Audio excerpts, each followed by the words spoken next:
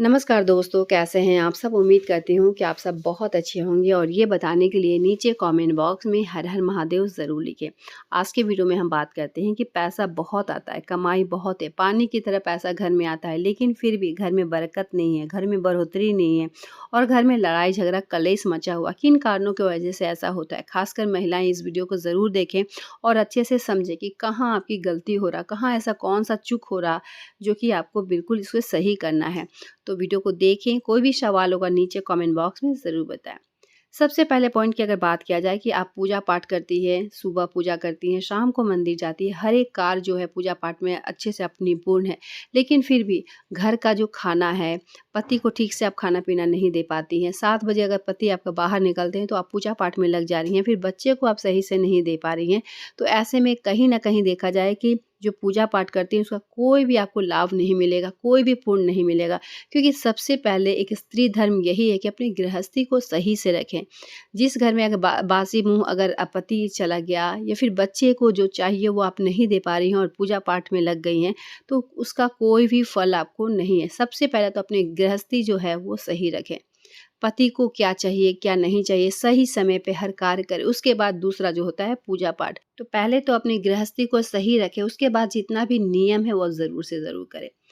दूसरे पॉइंट की बात किया जाए कि कभी भी अपने घर का जो माहौल है वो ख़राब ना करें। किसी से भी अपशब्द ना बोले, चाहे वो आपके सास हो, चाहे आपके पति हो या फिर पुत्र हो। घर में अगर मारपीट लगा हुआ है, पति पत्नी का रिस्पेक्ट नहीं कर रहा, पत्नी पति का नहीं कर रही या फिर बच्चे को हम लोग मार रहे हैं, छोटी-छोटी बातों पे भी मार रहे हैं, छोटी-छोटी बातों पे बौखला जा रहे हैं, तो इससे घर का माहौल जो है बहुत ज़्यादा ख़राब हो जाता है। और उस जगह पे लक्ष्मी आपके घर में बिल्कुल भी नहीं रहती है, कुलक्ष्मी ही रहती है, क्योंकि लक्ष्मी और कुलक्ष्मी दोनों ही बहन है। पहले लक्ष्मी आपके घर में वास करती है, अगर रहने लायक आपका घर रहता है तो लक्ष्मी वास करती है। अगर रहने लायक आपका घर नहीं है, माहौल ख़राब है, तो ऐसे में लक्ष्मी निकल जाती है और कुलक्ष्मी का वास होता है। तो अपने घर का माहौल जो है बिल्कुल अच्छा रखें, क्योंकि घर का माहौल अच्छा रखने का श्रेय जो है हम महिलाओं को ही है। तो जितना ज़्यादा से ज़्यादा हो अपने घर का माहौल बिल्कुल सही रखें, खुशनुमा रखें।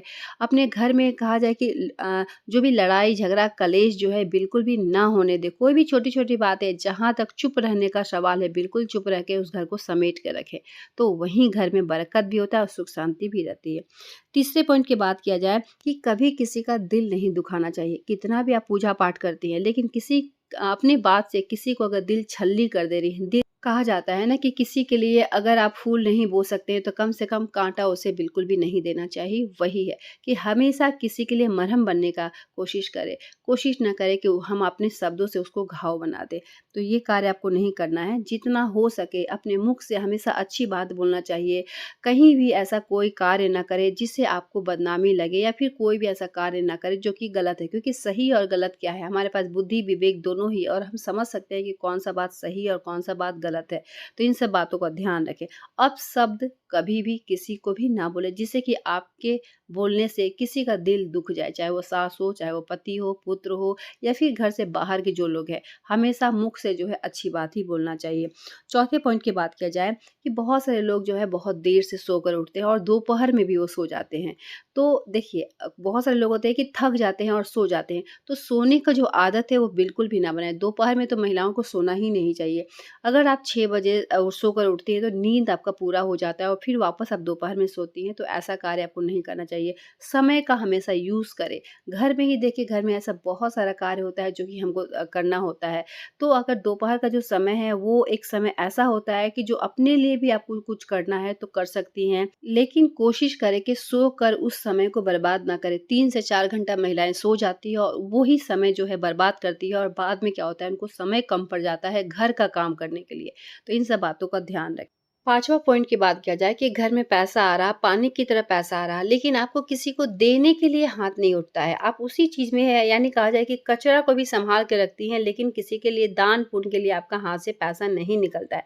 तो भगवान आपको इस लायक बनाए हैं कि आपके पास पैसा है, रुपया है, धन दौलत है, आप किसी को किसी का भी हेल्प कर सकती हैं, तो गरीबों को दान दें।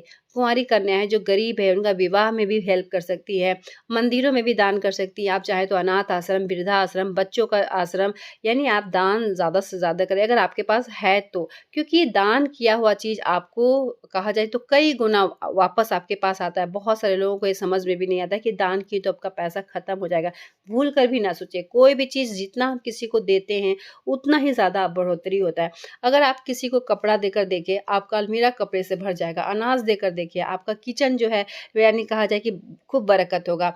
आपको अनाज की कभी कमी नहीं होगी। धन-दौलत देती हैं, तो कभी भी आपको धन-दौलत की कमी नहीं होगी। तो इन सब बातों को ध्यान रखें। अगर भगवान आपको इस लायक बनाए हैं कि किसी की आप हेल्प कर सकती हैं, तो इसके लिए आपको समझना चाहिए कि आप बहुत लकी हैं, बहुत किस्मत वाले हैं कि भगवान आपको इस लायक बनाए हैं। लेने के लिए भगवान आपको नहीं बनाया है, देने के लिए बनाए हैं। तो हाथ को हमेशा देना सीखें, हाथ को हमेशा उठाना सिखाएँ और किसी की मदद करें और मदद करने के बाद अपनी बखान कभी नहीं करना चाहिए कि हाँ, आपने किसी को ये दिया, वो दिया। तो ये जो बातें हैं ध्यान रखें। बरकत अपने आप आपके घर में होने लगे, सुख समृद्धि होने लगेगा। घर में जहाँ सुख, शांति, समृद्धि होता है, वहीं बरकत भी होता है। तो ये सब करके देखिए, बहुत ज़्यादा आपको अच्छा भी लगेगा।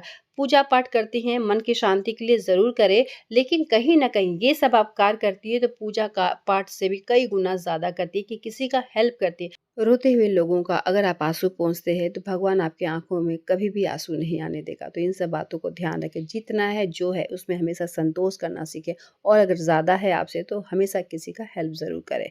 तो घर में बरकत, सुख, शांति हमेशा बना रहेगा। तो उम्मीद करती हूँ कि मेरे द्वारा दी हुई जानकारी से कहीं न कहीं आपको लाभ ज़रूर मिलेगा। तो किसी भी तरह का डाउट, सवाल होगा, नीचे कमेंट बॉक्स में ज़रूर बताएँ। मिलते हैं एक नए वीडियो के साथ, तब तक के लिए धन्यवाद।